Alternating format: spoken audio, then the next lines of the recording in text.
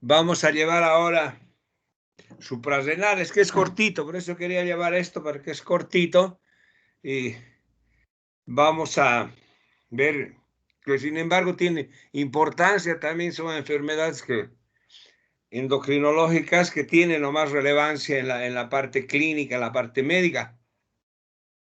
Vamos a ver, y como siempre decimos, ¿no? Empezar con algunas nociones generales. Tal vez considera muy bajo decir que la situación, anatomía, etcétera, pero que sin embargo nos sirve y orienta, ¿no? Es decir, que las suprarrenales, por ejemplo, están situadas, un ratito, o sea, no sé qué ha pasado, ahorita.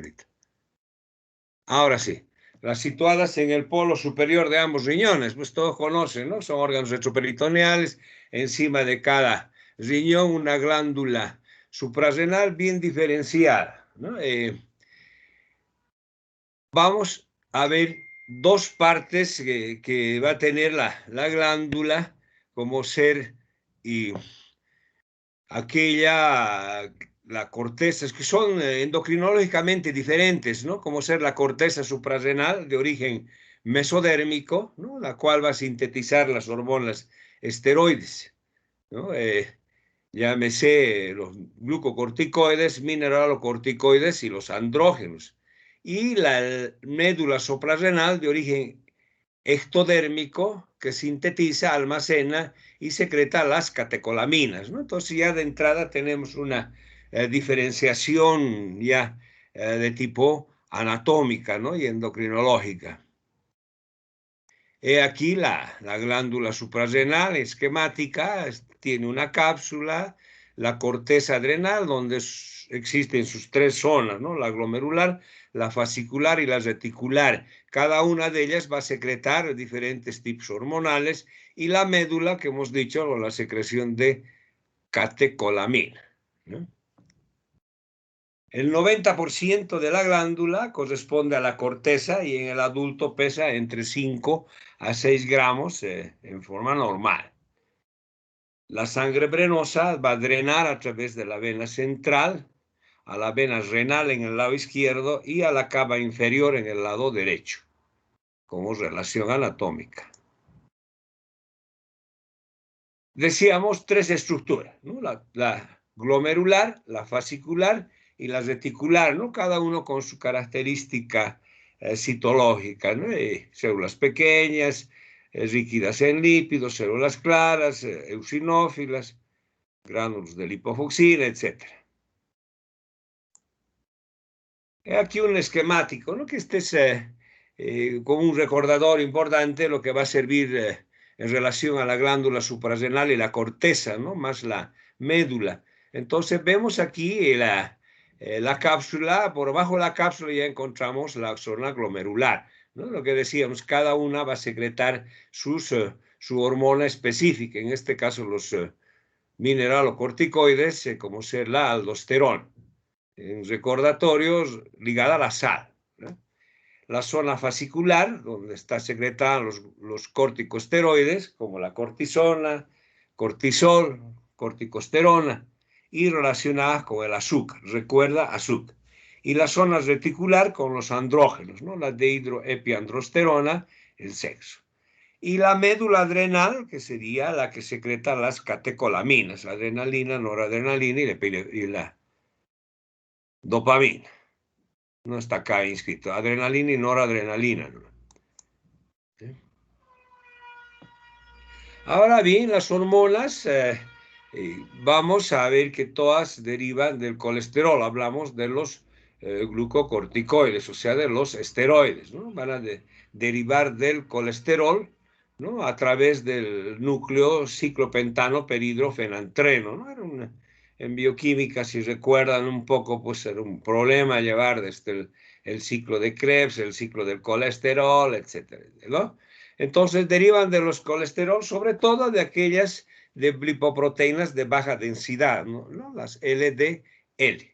Estas son captadas al interior de la membrana, las internaliza y a través de una serie de procesos de tipo enzimático, donde se utilizan ya inclusive energías, la presencia de enzimas como por ser el acetocromo P450 más el oxígeno molecular y la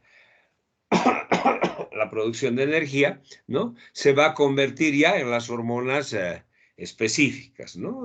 Tal vez hacer notar acá un poquito que la enzima citocromo P450 va a ser importante para la síntesis y en algún momento vamos a ver ya posterior que se puede utilizar algunas sustancias que van a interferir en este tipo de enzima, ¿no? La citocromo peroxidasa como los imidazoles, ¿no? El ketoconazol, etcétera.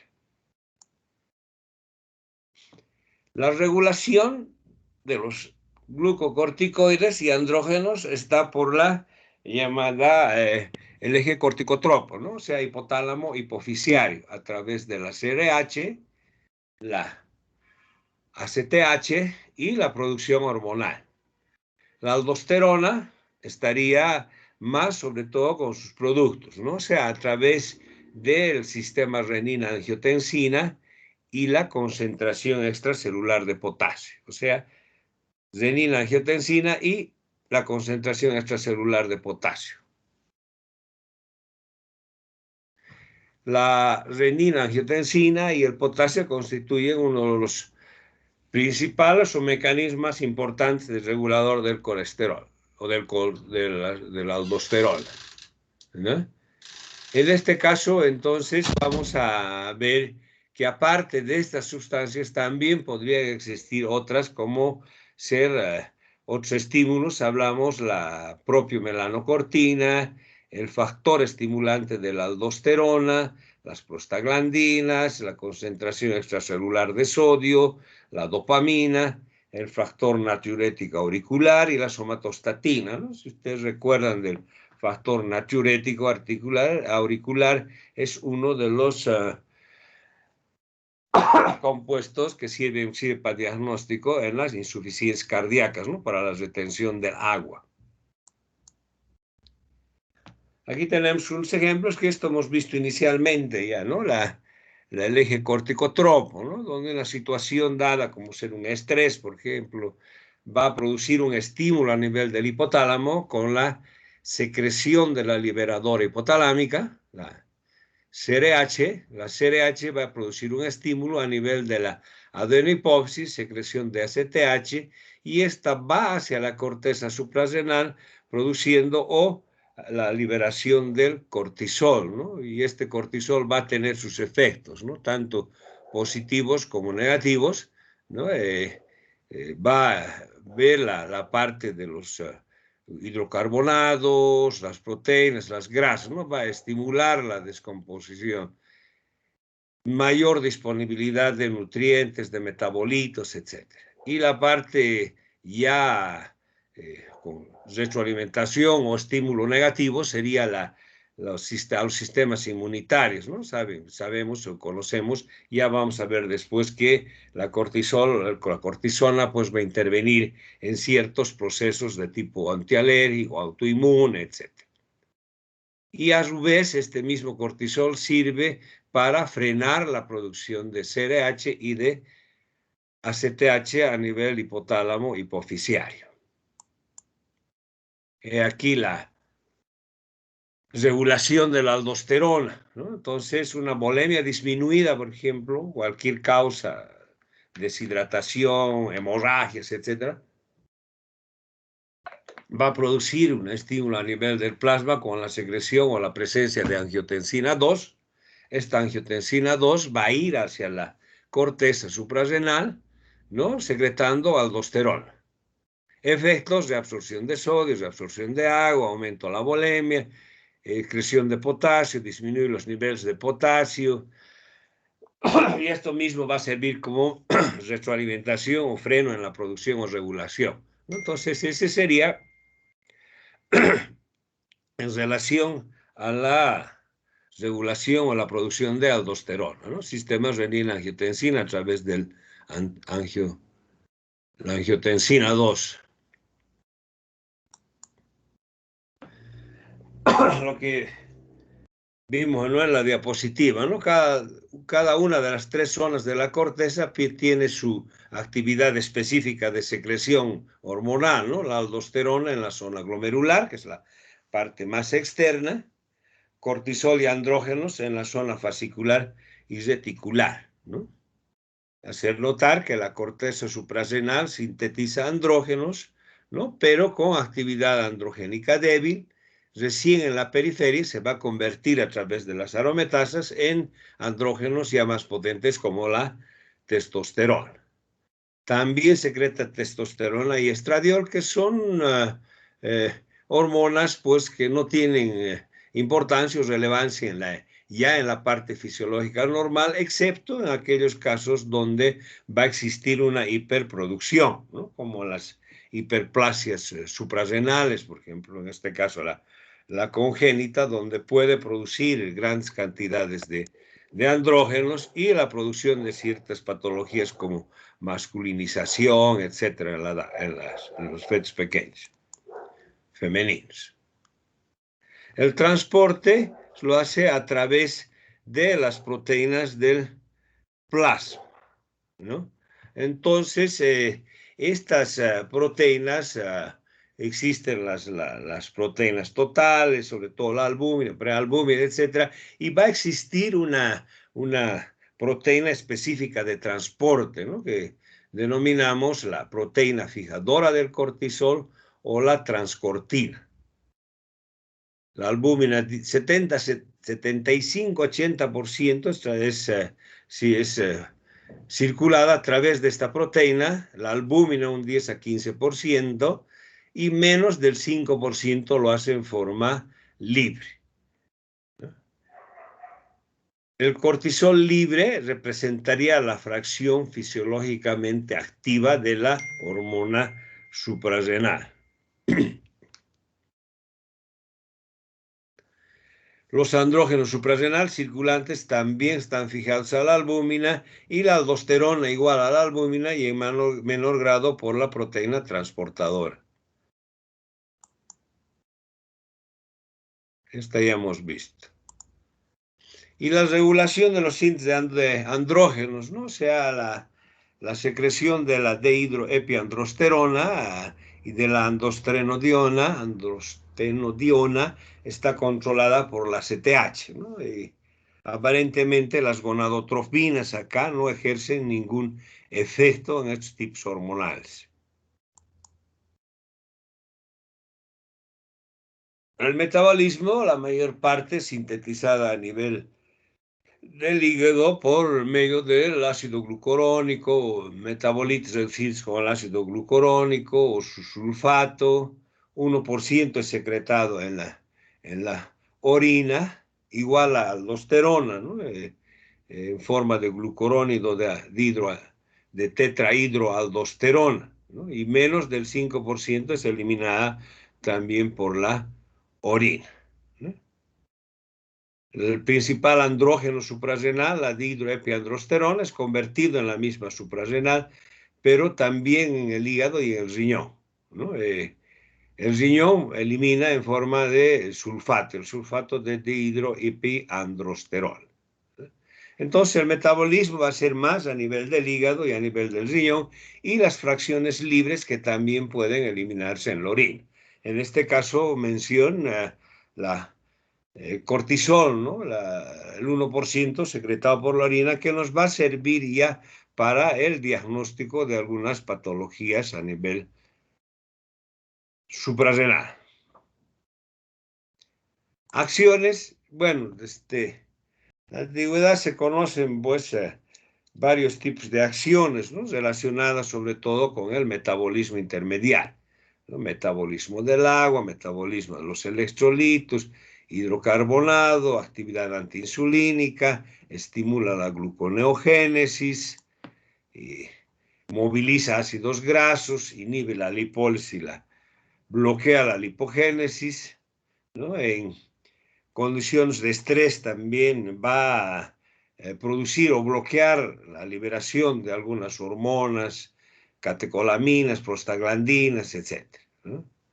Efectos sobre la distribución del agua corporal, excreción del agua corporal. Ustedes recuerdan en ginecología, en pediatría se lleva, ¿no? Que es uno de los principales, las principales sustancias utilizadas en la maduración pulmonar fetal, ¿no? Para la formación de maduración del factor tensioactivo pulmonar. ¿No? Ahora existe también el factor tensioactivo pulmonar para la administración directa, pero sin embargo se utiliza en este caso la betametasona, ¿no? En forma inyectable en caso de amenaza de partos prematuros, inmaduros, etcétera, ¿no? Para mejorar la maduración pulmonar. Acciones antiinflamatorias, ¿no? Que ya un poquito está disminuyendo o ha disminuido el uso, ¿no? Se está en algún caso utilizando algunos otros tipos de corticoides sintéticos, ¿no? Como la Falasacort, donde tienen más acciones antiinflamatorias que secundarias, ¿no?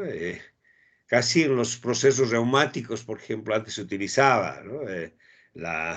Los corticoides como tratamiento a veces de primera línea, ¿no? Ahora tenemos los inductores, inhibidores, inductores de la reducción de la inflamación, ¿no? Como medicamentos, la hidroxicloroquina o otros tipo metotrexate, la leflunomida, etcétera, ¿no? Entonces, el corticoide ha sido relegado en parte en el tratamiento de las reumáticas y tal vez con excepción del lupus eritematoso sistémico, ¿no? Donde se utiliza nomás como droga de primera línea. Modifican la inmunidad celular, ¿no? En todo caso, para evitar o disminuir la formación de anticuerpos. Además, suprimen la secreción de ACTH y tienden a disminuir la liberación de ADH, ¿no? Aumentando insulina y paratormona, ¿no? O sea, son acciones, pues, múltiples, podríamos decir así, de los corticoides, que en algún momento, pues, se utilizaba para todo, ¿no? Shock, deshidratación, etcétera, pues se utilizaban los inyectables de los corticoides, ¿no? El Solucorté famoso, la hidrocortisona endovenosa, ¿no? Que inclusive algunos colegas decían, ¿no? Es el arma del ignorante, ¿no? Que actualmente las indicaciones, digamos, en los shocks más serían de tipo anafiláctico o algún otro tipo de shock, pero antes el paciente que entraba en coma o lo que sea, lo primero que se utilizaba era dosis altas de hidrocortisona, ¿no? Entonces ya tienen ya indicaciones más específicas actualmente. Ahora los mineralocorticoides, ¿no? La aldosterona actúa sobre el riñón, que sería el órgano diana más importante. Vamos a ver a posterior las glándulas salivales, el intestino, ¿no? Sobre todo la acción más importante o las acciones más importantes de la aldosterona serían regular el volumen extracelular a través de la reabsorción tubular de sodio y la excreción de potasio por los túbulos colectores corticales. O sea, mantienen la norma potasemia. Provocan la secreción de hidrogeniones en los túbulos colectores medulares, ¿no? O sea, serían sus dos acciones, sobre todo relacionadas con el metabolismo hidroelectrolítico. Los andrógenos, ¿no? Dihidroepiandrosterona, su sulfato, la androstenodiona, etcétera, son los más importantes, ¿no? Hemos dicho que en la periferia se transforman en testosterona, que sería ya el efecto más importante, ¿no? Menos del 5% de la testosterona circulante tendría este origen, y como decimos, ¿no? Su importancia de estos andrógenos suprarrenales radica en dos eventos importantes, que es al inicio de la pubertad, ¿no?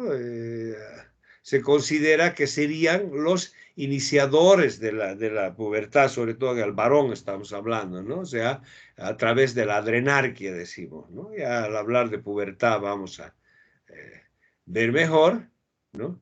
Y en el caso de algunos tumores o algún caso de una hiperplasia suprarrenal congénita, etcétera, donde van a producir cantidades excesivas de testosterona que pueden causar modificaciones a nivel del desarrollo genital o gonadal en el hombre, en el humano.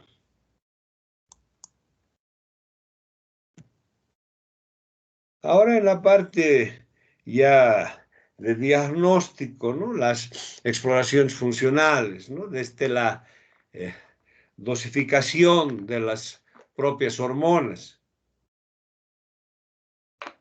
llámese cortisol, o sea, los glucocorticoides, más la CTH, más la CRH, la aldosterona, más sus productos, la parte de renina, angiotensina, los andrógenos, ¿no? Con sus metabolitos, etc. Las determinaciones hormonales en la orina, ¿no? Que pues inicio de partida en algunos diagnósticos ya más específicos de insuficiencia suprarrenal o en hipercortisolismos. ¿Sí? Generalmente la determinación de cortisol libre y de la aldosterona en orina, las otras determinaciones ya están en desuso. Los 17 hidroxicorticosteroides, 17 cetosteroides, etcétera, que ya no se utilizan mucho en la parte clínica, ¿no? Como diagnósticos. Menciones basales en el plasma, ¿no? La CTH, lo que habíamos indicado, ¿no? Sobre todo para diagnóstico de insuficiencia renal primaria, ¿no? O sea, siempre decimos, ¿no? La hormona más su estimulante, en este caso el cortisol más la CTH, ¿no? Diferenciar síndromes de Cushing, marcador de tumores de ACTH ectópica, ¿sí?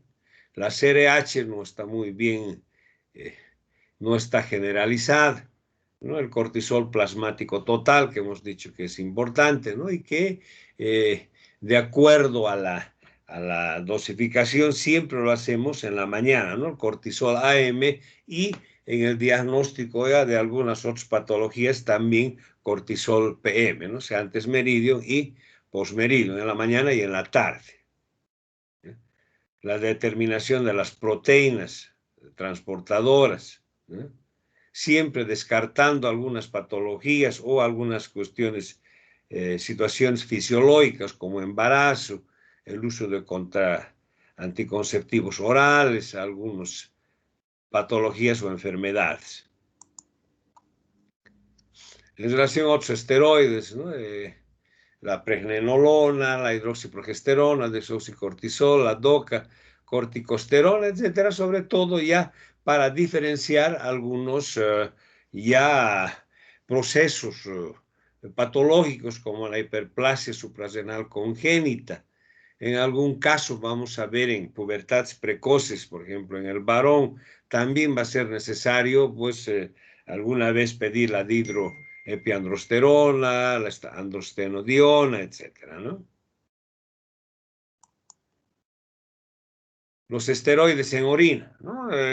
Es un punto de partida para el diagnóstico de los hipercortisolismos, ¿no? O sea, eh, va a ser de importancia, ¿no? La medida del cortisol, sobre todo en orina de 24 horas, es más fidedigno que la del plasma.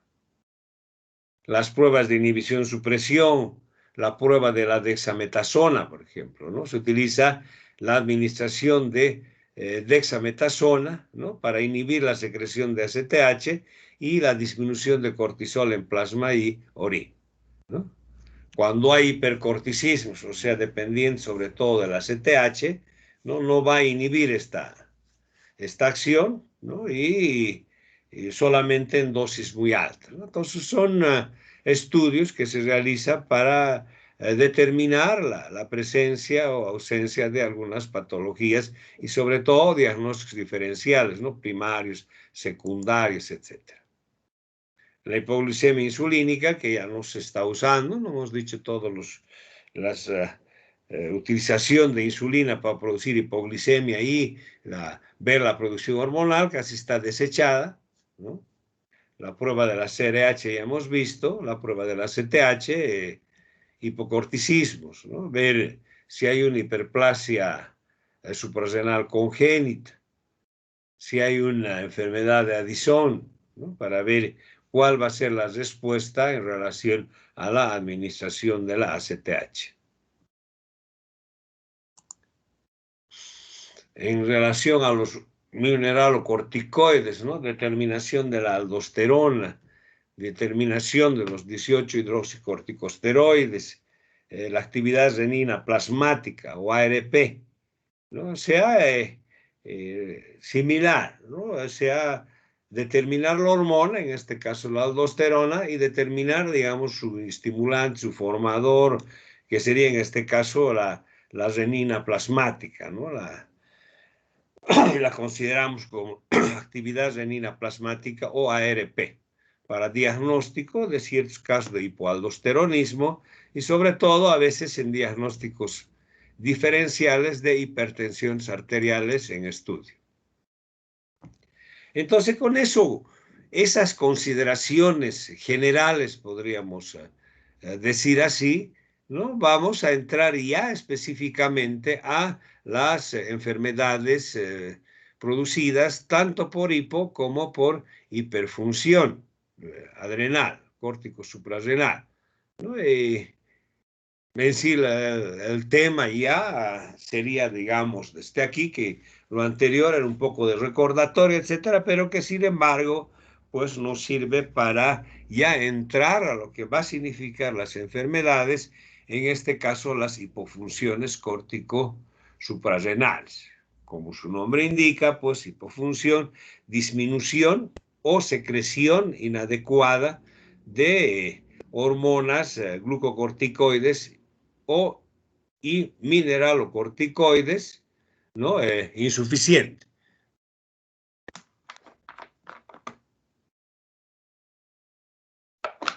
En sí, esta hipofunción córtico-suprarrenal, ¿no? Se conoce más como enfermedad de Addison, ¿no? Es más conocida la enfermedad de Addison o insuficiencia córtico-suprarrenal primaria, ¿no?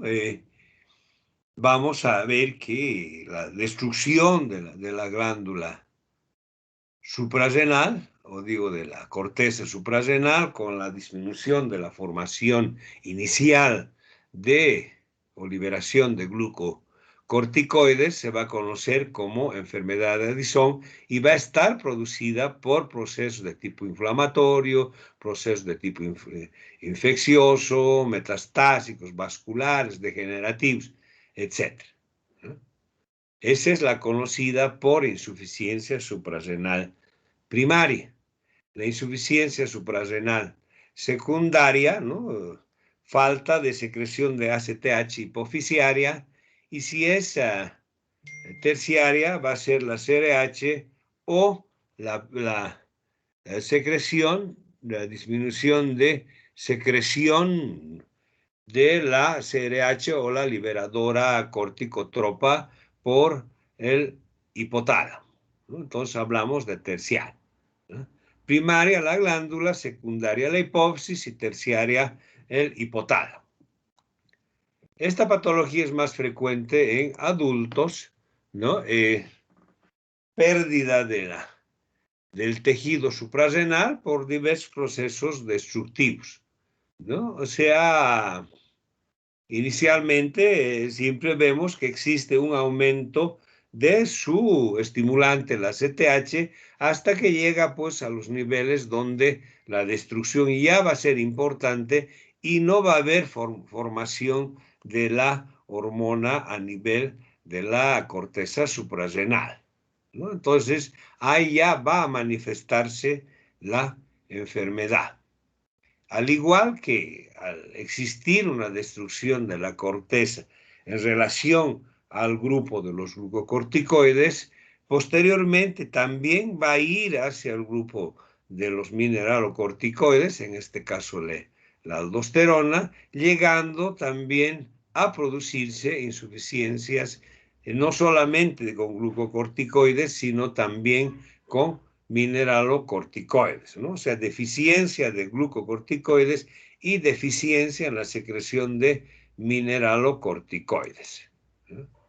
Ahora, en relación a la hormona androgénica, no es, hemos dicho, significativa en un individuo normal, ¿no? Pero ya posteriormente puede existir algunos cambios en relación gonadal, etc. La etiología varía un poco del lugar, ¿no? O sea, de dónde se va a producir estos tipos de, sea de acuerdo a región, ¿no? Hablamos de la adrenalitis atrófica inmune, o sea, 75% de los casos, a veces aislada, ¿no? Puede estar asociada a síndromes pluriglandulares, ¿no? También la presencia de infecciones. En nuestro medio, la tuberculosis tiene una gran incidencia como causa de la enfermedad de Addison.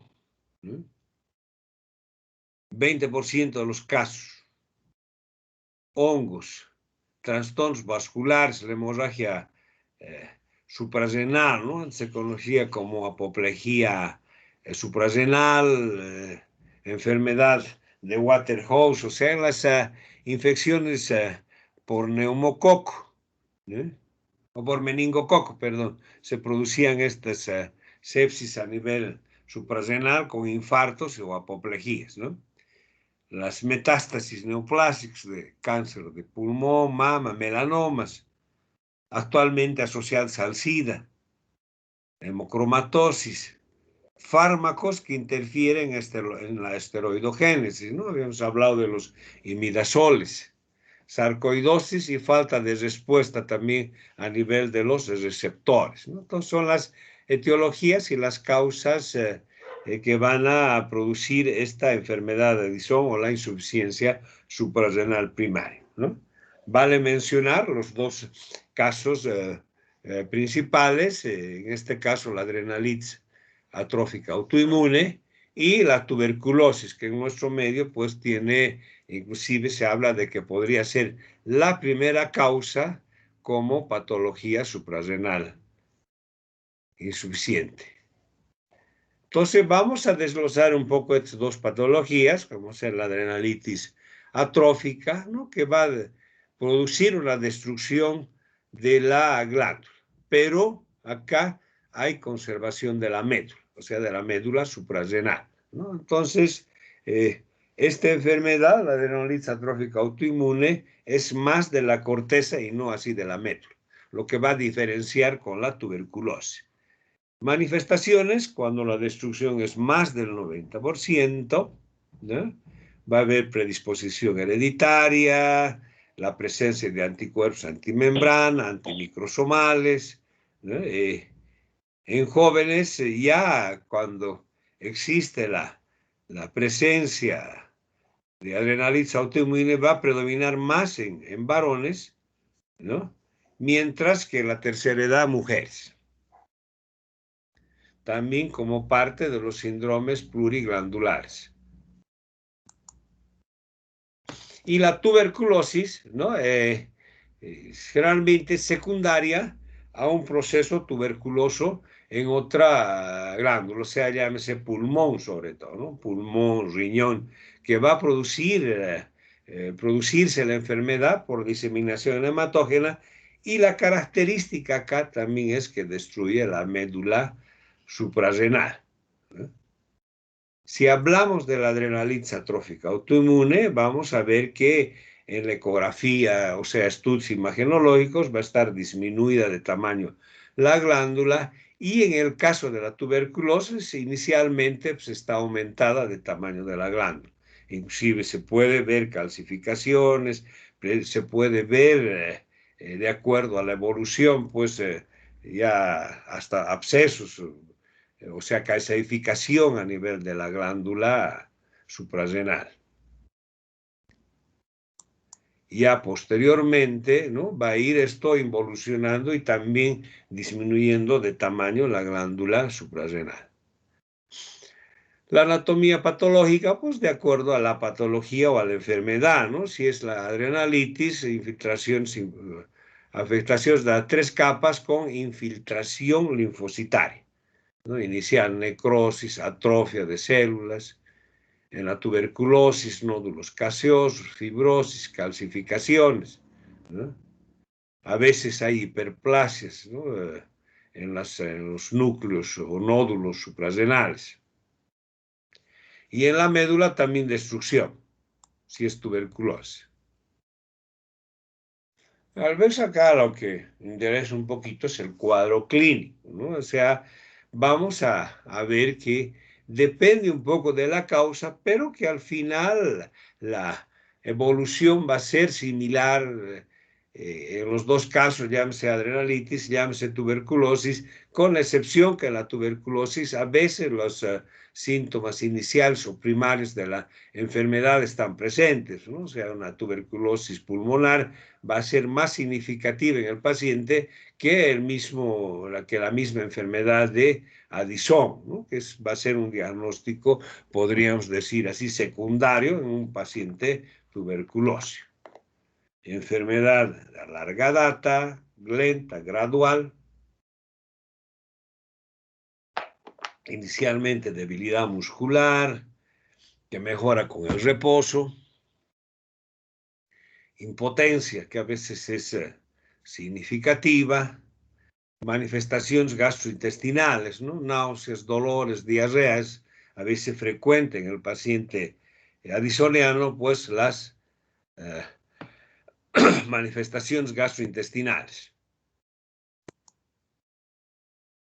Hipoclorhidria, vaciamiento gástrico lento, ¿no? La hipotensión arterial acá, ¿no? Es frecuente, disminución del tono vascular adrenérgico, pérdidas urinarias de sodio. A veces inicialmente postural, ¿no? Una característica en estos pacientes es la gran apetencia por la sal, ¿no? Comen salado. Tal vez es la única enfermedad donde el colega o el galeno pues indica, ¿no? Siempre nos dice, ¿no? Cualquier cosa, baje la sal, baje el azúcar, etcétera, ¿no? En este caso, coma con harta sal. Esa es la indicación del médico. Dietas con harta sal. O sea, los mismos pacientes requieren la sal, ¿no? Porque va a estar bajo el sodio. Puede haber hipoglucemias, ¿no? Sobre todo asociados a alcoholismo, procesos infecciosos, ¿no? La forma característica de la enfermedad son las hiperpigmentación, ya sea cutánea o ya sea cutáneo mucosa, ¿no? O sea, la enfermedad, inclusive estas hiperpigmentaciones pueden aparecer antes de las manifestaciones ya más características de la enfermedad, ¿no? Hipotensión, etc. Entonces, son hiperpigmentaciones, ¿no? A nivel de la piel, a nivel de mucosas, ¿no? Una coloración bronceada generalizada, sobre todo en zonas de mayor exposición a la luz y zonas de fricción, ¿no? O sea, codos, rodillas, dedos de las manos, palmas pliegues de las manos, zonas donde ya existe un aumento de la pigmentación en forma fisiológica normal, llámese pezones, llámese areolas, llámese genitales, ¿no? Escroto, perineo, etcétera, ¿no? Entonces, eh, también en cicatrices recientes, ¿no? La cicatriz tiende a ser, más bien a ser hipopigmentada, ¿no? Pero en este caso, pues, va a haber hiperpigmentación de las heridas o de las cicatrices en sí quirúrgicas, ¿no? Cicatrices recientes, ¿no?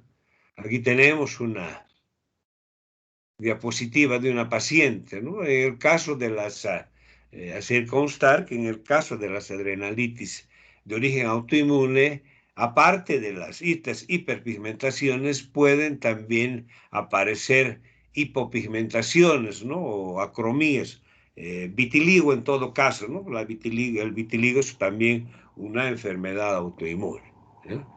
Entonces vamos a ver la concentración de pigmento en los senos, o sea, areolas, pezones, etcétera, en las articulaciones, codos, rodillas, eh, enflaquecimiento muscular, hipotensión, pérdida de peso, etcétera. Son características de la enfermedad. Aquí tenemos unas manos con hiperpigmentación, ¿no? Hipercrómicas, melánicas.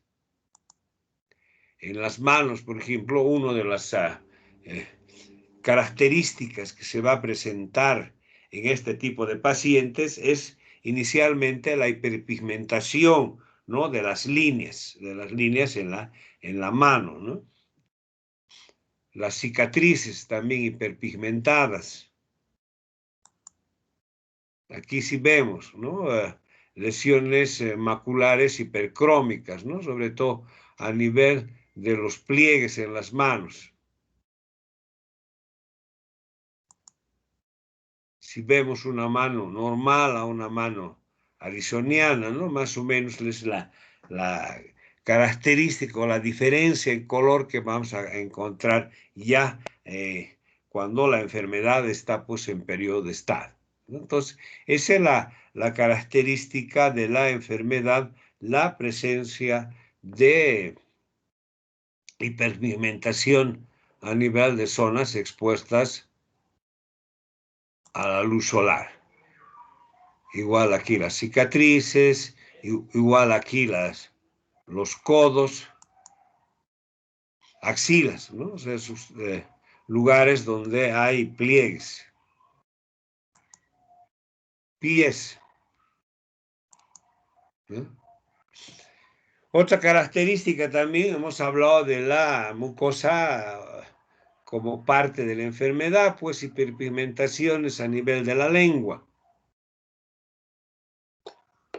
a nivel de las encías, a nivel de las mucosas perianal y vaginal, a nivel de las conjuntivas oculares, ¿no? Se presentan como, en algún caso a veces se confunden como lunares, digamos, a nivel de los ojos.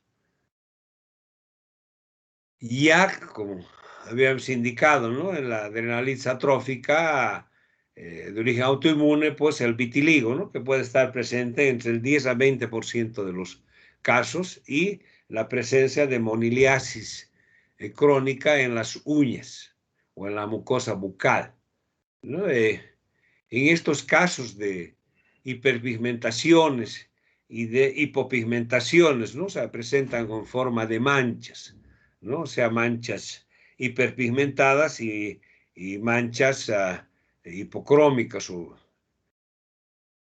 con falta de pigmento, ¿no? Que en algún caso pues, se les ha eh, llamado, ¿no? O se les ha dicho, ¿no? Los dálmatas, ¿no? Porque la característica del perrito, ¿no? Son manchas negras sobre un fondo blanco, digamos, ¿no? Los síndromes pluriglandulares de tipo autoinmune, también la presencia de hiper e hipopigmentaciones, ¿no? Ahora bien, la hiposecreción, hemos dicho que a nivel hormonal inicialmente no es importante, ya posteriormente cuando está más avanzada la enfermedad, también va a haber alteraciones a nivel gonadal, ¿no? O sea, reducción o pérdida del vello axilar pubiano, disminución de la libido de mujeres, etcétera, ¿no? Aquí tenemos, ¿no? Las lesiones pigmentadas y melanóticas, sobre todo alrededor o en los bordes de la lengua, ¿no? A veces característica de la enfermedad que en algún caso los mismos pacientes, ¿no? Refieren que cuando estaba iniciando su enfermedad, tuvimos así una paciente, ¿no? Que cuando estaba iniciando su enfermedad se le puso negra la lengua, ¿no? Empezó su tratamiento, etcétera, prednisona, todo lo que se indica, y que después de un tiempo desaparecieron estas manchas. Ya posteriormente dejó el tratamiento y nuevamente en tiempo volvieron a aparecer, ¿no? Ya la señora casi vino indicándonos, antes tenía esto y ahora nuevamente pigmentado la lengua, entonces seguramente otra vez ha aparecido mi enfermedad, mi Addison, nos dijo, ¿no? Y evidentemente se hicieron los estudios y definitivamente era un Addison. Aquí tenemos una lengua más negra, ¿no? No se ve muy bien en esta diapositiva.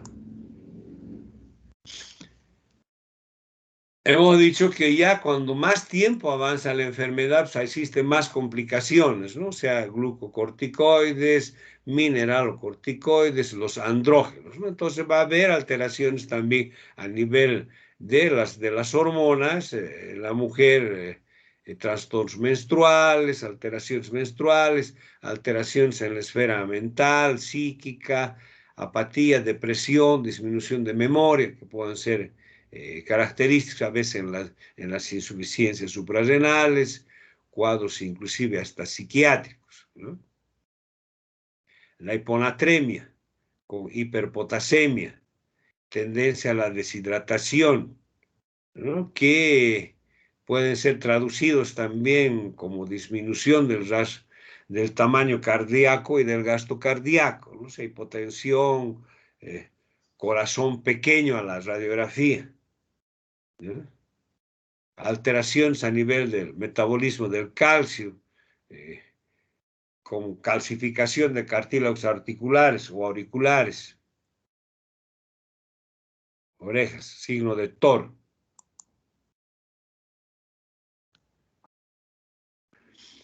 Ya cuando tenemos el diagnóstico ya evolucionado, digamos, ¿no? Con la presencia de hiperpigmentaciones, alteraciones a nivel cutáneo mucosa, ¿no? Hiperpigmentaciones, alteraciones a nivel esfera cardiovascular, hipotensiones, disminución del gasto cardíaco, alteraciones a nivel esfera gastrointestinal, etcétera. Ya pues tenemos el diagnóstico clínico inicial y debemos ir a confirmar este diagnóstico, ya sea con exámenes de laboratorio o exploraciones funcionales complementarias, ¿no?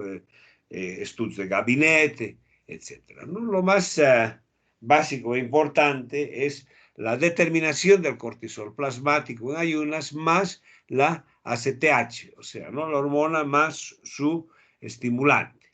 Entonces, eso nos va a permitir ya hacer un diagnóstico de una insuficiencia córtico suprarrenal. Aquí tenemos algunos valores, ¿no? Que ustedes ven que no, en los exámenes generalmente no pido a no ser que dé el valor normal y que después le diga, pues, si el valor normal es de 137 y le pongo 5 y un valor normal 137, entonces ya estamos pensando en un cortisol y de ACTH superiores a 250, ¿no?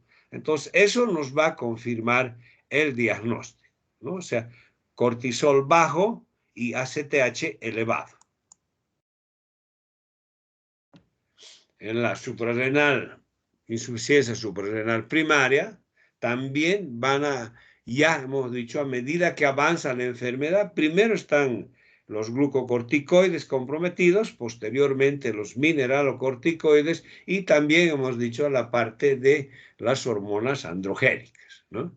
Entonces, en la suprarrenal primaria, los niveles de aldosterona bajo y los valores de ARP y angiotensina 2 elevados, ¿no? La dihidroepiandrosterona y la androsterona son inferiores a los normales, o sea, también bajos, ¿no?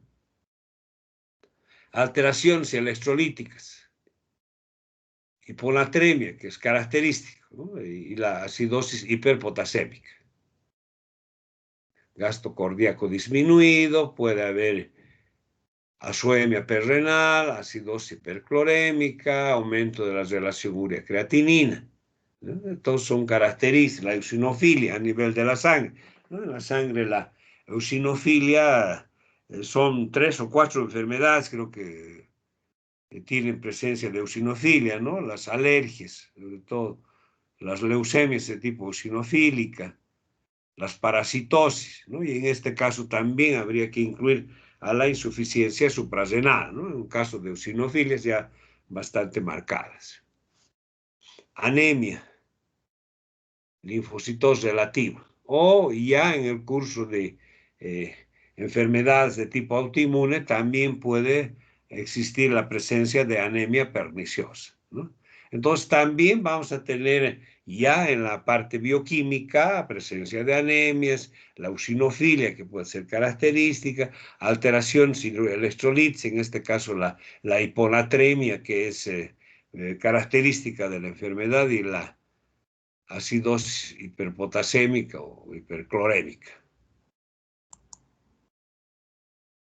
¿Sí? La presencia de anticuerpos suprarrenales en de origen autoinmune, ¿no? También nos puede orientar al diagnóstico diferencial de una adrenolitis de tipo atrófica. Las técnicas de imagen, ¿no? Que inicialmente no son muy útiles y satisfactorias, digamos, ¿no? Excepto en la parte de la tuberculosis inicialmente, ¿no? Donde podemos encontrar unas glándulas aumentadas de tamaño, zonas de calcificación, zonas de calcificación, etcétera, ¿no? Que posteriormente pues ya van a llegar a desaparecer y que también va a haber disminución de tamaño. En la ecografía tal vez las hiperplasias suprarrenales, pero ya como parte de otra patología de tipo congénita.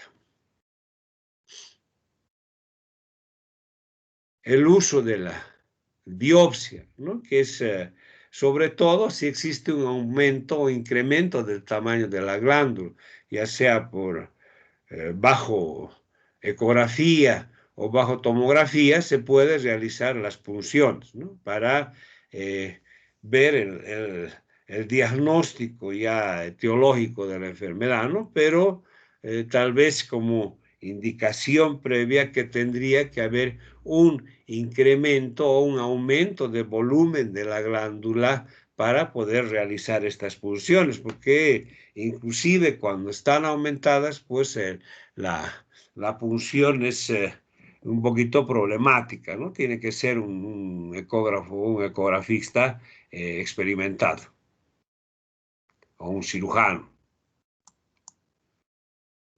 Aquí tenemos un cuadrito de enfermedad de Addison, ¿no? Prevalencia, adultos ambos sexos, la clínica orgánica, pérdida de peso, hipotensión, la pigmentación cutánea, que decimos que es una característica inclusive previa a todas las patologías o a los signos, síntomas, la clínica psiquiátrica, el deterioro afectivo social y los problemas diagnósticos tal vez al inicio de la enfermedad, ¿no? Con pérdida de peso, hiperpigmentaciones, que te conocen que la melanosis cutánea, por ejemplo, pues no solo es característica de la Addison, ¿no? Sino va a estar presente en las nefropatías, las hepatopatías, algunas otras como la enfermedades por depósito de hierro, etcétera. Entonces hay que ver estos problemas, pero que en realidad una vez teniendo ya la enfermedad en curso, pues no es problema el diagnóstico de la insuficiencia suprarrenal primaria, ¿eh? Por eso decimos que la presencia de estas alteraciones o signos a nivel cutáneo, signos a nivel cardíaco, alteraciones hidroelectrolíticas, etcétera, hay que diferenciarlas con algunas otras patologías, ¿no? Nefropatías, hepatopatías, la hemocromatosis, dice acá, ¿no? Ahora la evolución, pues, es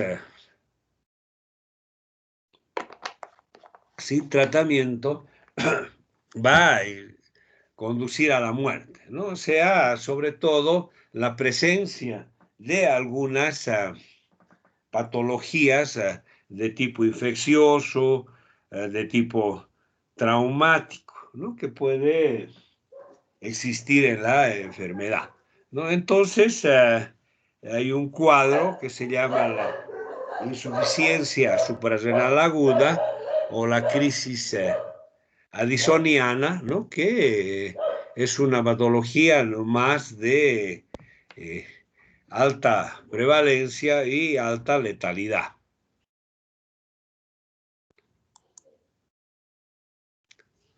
El tratamiento, ya una vez diagnosticada la enfermedad, bueno, pues hay que ser partícipe al paciente, ser partícipe a la familia, ¿no? Informar que esta es una enfermedad crónica que definitivamente no hay cura y que va a necesitar tratamiento sustitutivo hormonal de por vida, ¿no?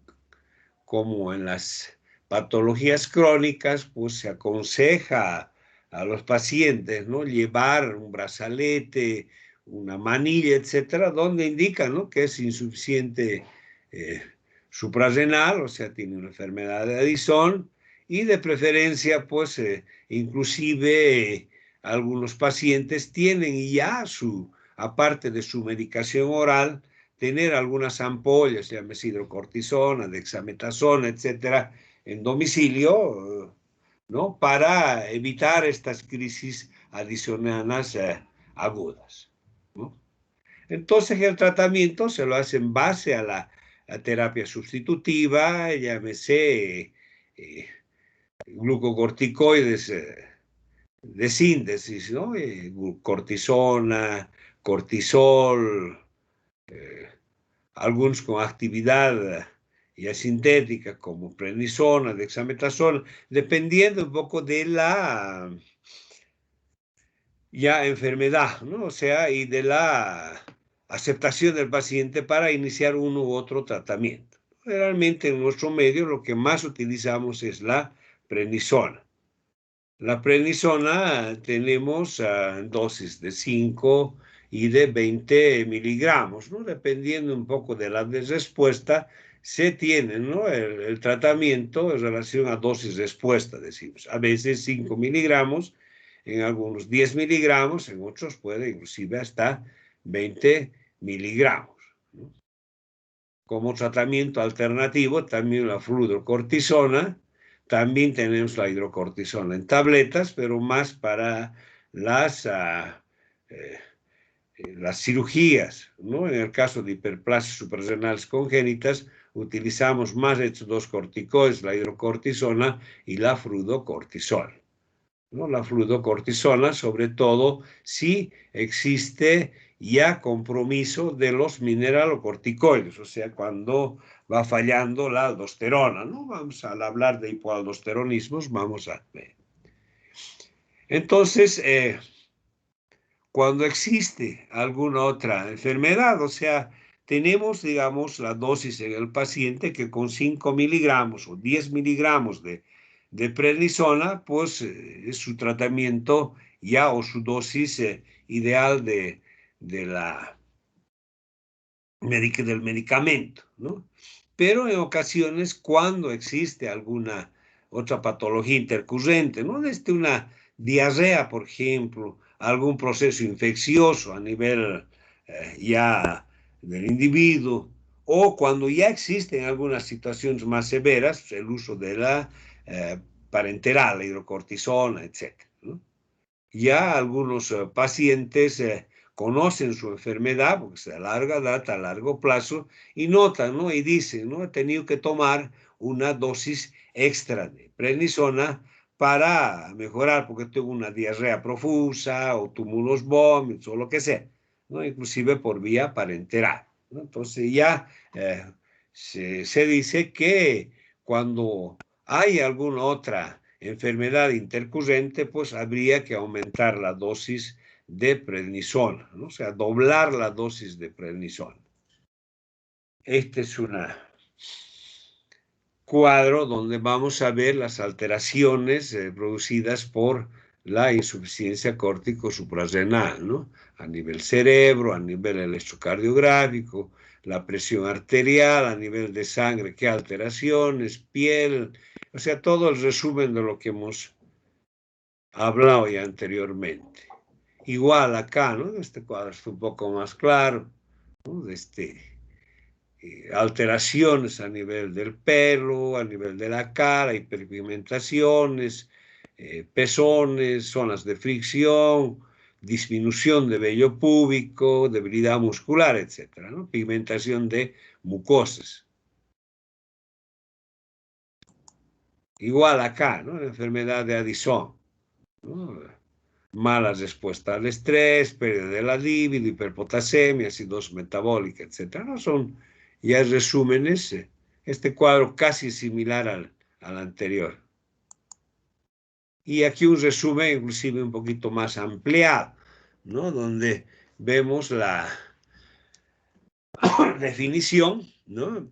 Deficiencia de mineralocorticoides, aldosterona y glucocorticoides, cortisol, causada por daño a la glándula suprarrenal, ¿no? Siempre decimos inicialmente glucocorticoide y posteriormente mineralocorticoide. Etiología infecciosa, idiopática, hemorragia, invasión, etc., ¿no? Tuberculosis número 1 en México. Igual en nuestro medio probablemente sea más de origen tuberculoso. La clínica, hiperpigmentaciones, alteraciones a nivel de corazón, el diagnóstico, ¿no? Presuntivo, cortisol, ACTH. Confirmatorio, prueba de estimulación con corticotropina, dice acá, ¿no? No usamos mucho eso en nuestro medio. Tratamiento, igual, hidrocortisona, fluorocortisona, y en nuestro medio más es la prednisona, ¿no? No tenemos en el seguro, por ejemplo, no tenemos hidrocortisona ni fluorocortisona. Son medicamentos caros que el paciente tiene que comprarse o la caja le provee.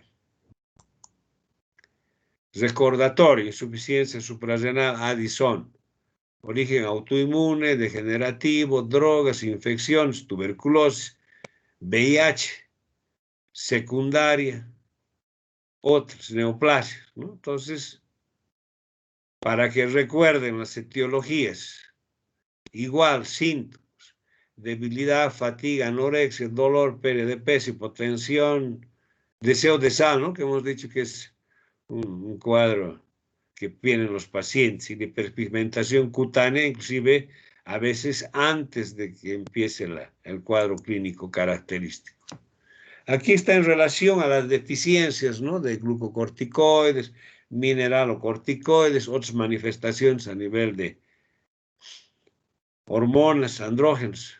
Entonces, bueno, eso les dejo ya para que lean lo resumido. Pues aquí tenemos una sospecha de insuficiencia adrenocortical, ¿no? Para que tengan de lectura. Y lo característico en la enfermedad sería eso, ¿no? Las hiperpigmentaciones, la hipotensión arterial, la hiponatremia prolongada, la alcalosis hipoclorémica o hiperclorémica, perdón. Después, ya en relación a la presión, en relación a la esfera gonadal, etcétera, ¿no? Entonces ya toda esa sintomatología vamos a ver en el paciente con una insuficiencia suprarrenal primaria, además de que si es tuberculosis, o sea, por causa tuberculosa, encontraríamos la sintomatología o el cuadro clínico más de tuberculosis, ¿no? O sea, puede haber enflaquecimiento, tos, etc., ¿no? Realmente a veces el diagnóstico de Addison en pacientes tuberculosos, ¿no? Es de acuerdo a la evolución, ¿no? El paciente tuberculoso va a presentar casi la misma sintomatología, ¿no? O sea, hipotensión, ver la parte de melanosis, etc., ¿no? Entonces, la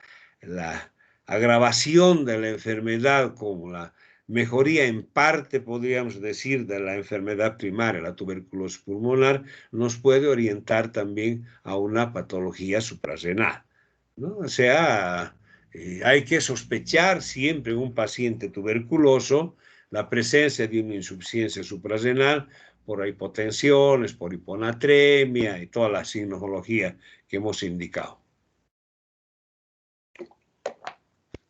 Hay una enfermedad como complicación de la insuficiencia suprarrenal, hablamos la insuficiencia suprarrenal aguda, o más conocida también como crisis addisoniana, ¿no? Enfermedad severa, urgente, urgencia grave, ¿no? Que requiere hacer un tratamiento rápido y enérgico, ¿no?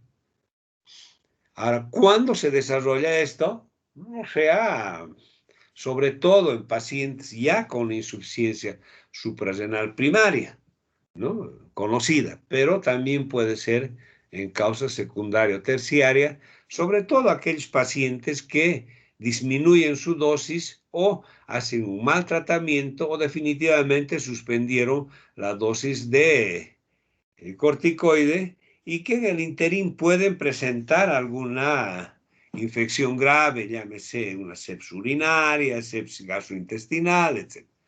Presencia de traumatismos, TECs, politraumatismo, ¿no? Donde no, inclusive no aumentan la dosis de tratamiento hormonal, ¿no? Paciente con insuficiencia suprarrenal que presenta una patología adjunta, o sea, puede ser una sepsis urinaria, por ejemplo.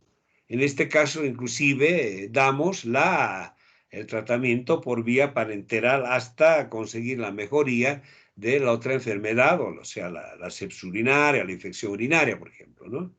Entonces, esa va a ser la característica de la insuficiencia suprarrenal aguda, donde toda esta sintomatología, pues, va a ir aumentando, ¿no?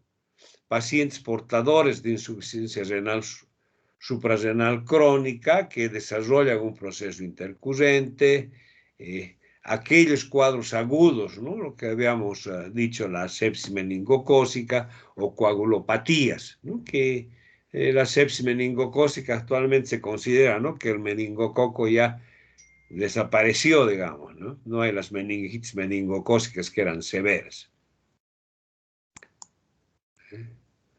Ahora, la clínica es similar, no solamente un poco más magnificada, más relevante, con pérdida de peso, prostración, anorexia, deshidratación severa, hipotensiones arteriales importantes, dolor abdominal, inclusive que semeja a un abdomen agudo, etc., ¿no? Entonces, ya el diagnóstico previo a esta enfermedad intercurrente, pues indicar que es un addisoniano o antecedentes como signos o síntomas de insuficiencia suprarrenal primaria, ¿no? Melanosis, hipotensión, calcificaciones de los cartílagos auriculares, etcétera, que nos van a orientar al diagnóstico, entonces decir si evidentemente o es un enfermo suprarrenal más una infección intercurrente, ¿no? Que a veces llega inclusive en este caso al coma.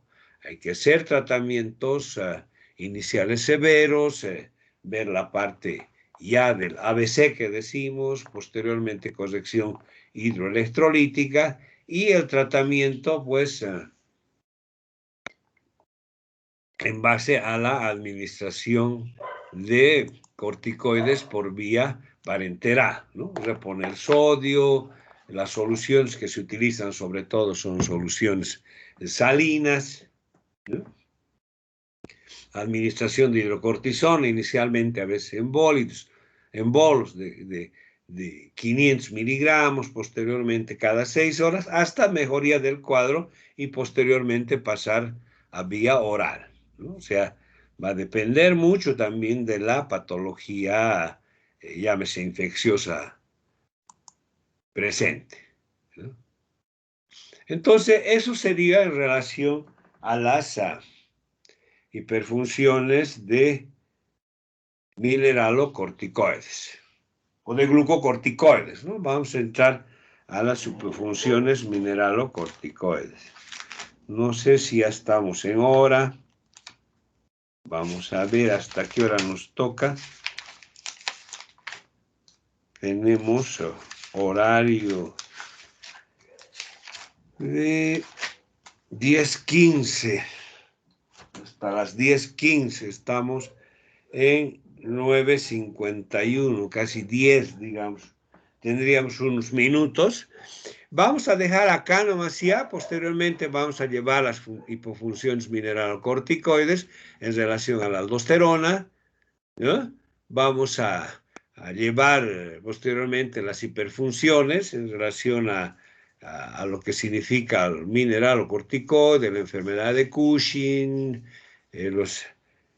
la parte de hipercortisolismos, el feocromocitoma, etcétera, ¿no? Entonces,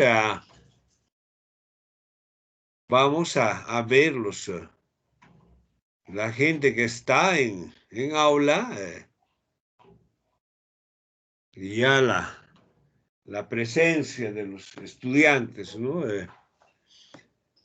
Anthony, primero veremos que si hay alguna pregunta, algo hasta acá, ¿no? Eso vamos a ver si hay una pregunta sobre lo que hemos mencionado, enfermedad de Edison, no sé si alguien tiene alguna experiencia o alguna observación sobre la parte que llevamos, ¿no? Que en sí la parte de enfermedades suprarrenales, la Addison consistiría en una de las principales patologías, ¿no? O sea, después el Cushing, los hiperaldosteronismos, vamos a ver que a veces no son frecuentes, el feocromocitoma que puede presentarse pero muy esporádico, etcétera, ¿no?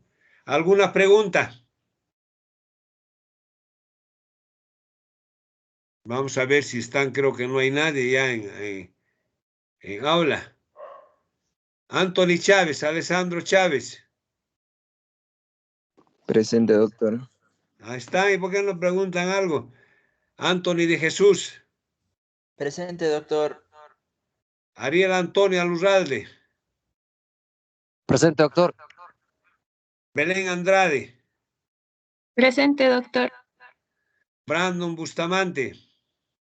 Presente, doctor. Celia Angulo. Presente, doctor. Cristian Cosío. Presente, doctor.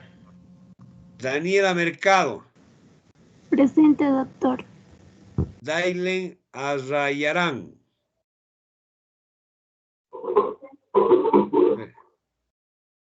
No sé qué ha dicho, pero debe estar presente. Eric Vargas. Presente, doctor.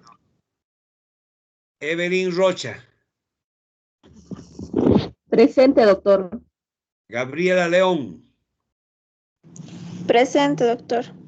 Geraldine Torrico. Presente, doctor. Glenda Cuadros. Presente, doctor. José Espinosa. Presente, doctor. Kelly Guarayo. Presente, doctor. Laura Quinteros. Laura Álvarez Quinteros.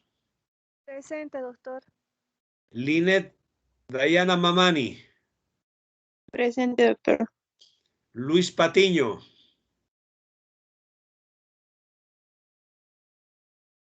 Luis Alberto. Presente, doctor. Perdón, no daba mi micrófono. Presente y no prende micrófono, ¿no? ¿Quién es el que ha hablado? Patiño, doctor. Patiño, ahora sí. Sí, gracias. Luis Ángel Lara. Presente, doctor. Marcela Linares. Presente, doctor. María Postigo.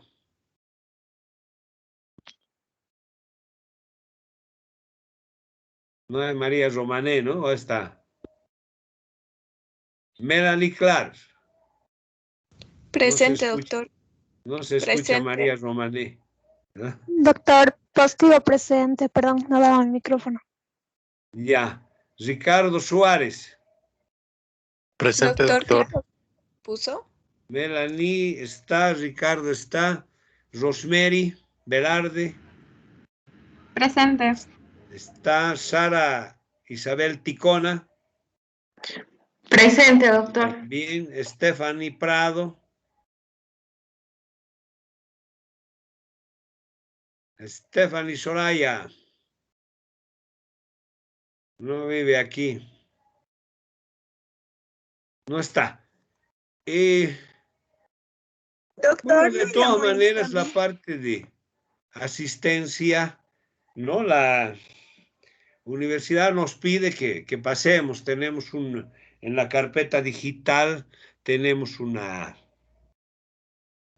parte donde ponemos, ¿no? Yo tengo ya, o sea, cada clase está tigada, digamos, con las faltas para la próxima, el próximo sábado. Como mañana ya no podemos salir ni a la calle para nada, me voy a dedicar a pasar todas las asistencias del mes pasado y les voy a decir cuántas faltas y todo. ¿Alguna observación, algo en relación a las clases? En relación, bueno, del examen creo que no ha habido ninguna observación. En el otro grupo había una pregunta de que si era gigantismo o era acromegalia. Yo tengo mi respuesta de gigantismo, pero dice que en el examen estaba acromegalia. No sé, no he podido ver todavía, no he podido entrar, no he tenido tiempo. Hoy día o mañana me voy a dedicar a pasar a completarme todo lo que significa la parte de universidad. ¿Alguna pregunta más? Doctor, no me llamó lista. ¿Mm? No me ¿A llamó quién? lista. ¿A quién? Stephanie Andrea. Stephanie Andrea, ¿qué? Machicado Garcés. No estás hoy en mi lista. Estoy en la O sea, lista ahorita de general. presentes, ¿no? ¿Ah? Estoy en la lista general y todos los sábados pasa lo mismo. No aparezco en su lista. Hablé con la doctora Guerra y no me responde. Porque no estás ahorita en la lista aquí, por ejemplo. No estás invitada, creo. Porque sí estoy en la lista general, doctor. Y todos los sábados es lo mismo. No aparezco en su lista. Sí, oye, ¿qué pasará? Porque tengo anotado tu nombre.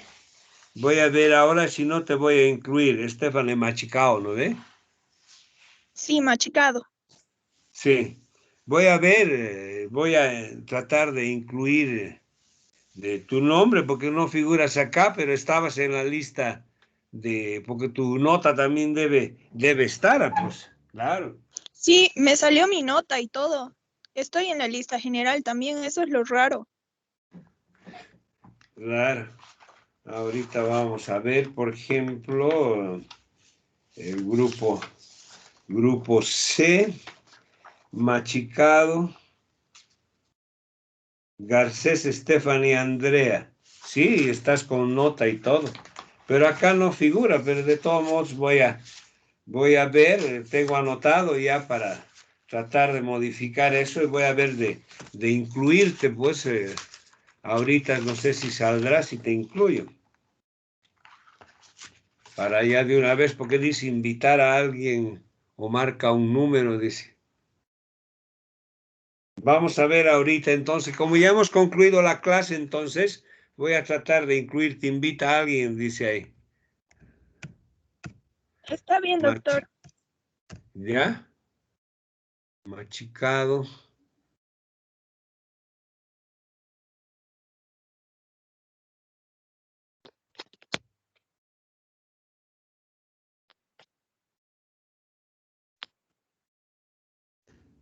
No te vayas todavía vos, Machicado, vamos a ver si sale, si se puede incluir.